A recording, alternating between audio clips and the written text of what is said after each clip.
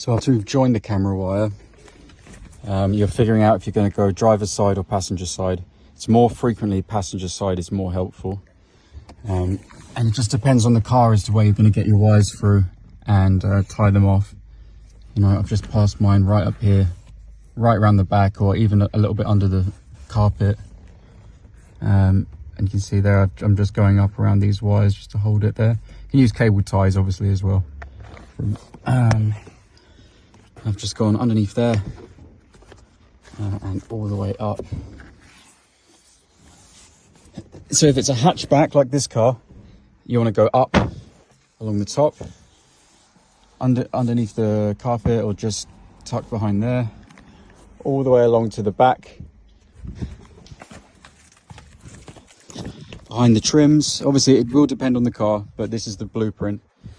Down here, pass this out, pull this out, expose the rear light, find the access out the rear light. So we've got a grommet here that I've just I've run the wire out, see? Just poked a hole in the grommet. So my wire's going in there. Out here, out the grommet. And then what I'm going to do is get it from here down to here. So on this car we're installing it low down. I've removed the plate and I've put an extra long cable tie. See, so you just pass it through, and then I can just tape my wire onto the end of this and pull it through. Once we've got it to here, we've got our camera screwed on. So I use this sticky pad to line it up, and then we drill two little holes, 2.5mm holes either side, and then we can take the sticky pad off or leave it on, and then we can screw the camera properly on. Tighten up the screws on the side, get it nice and tight, and then obviously tape up the wires and get them back in here. If it's a hatchback, but if there's space under if the number plate is up here, you basically see where the number plate is.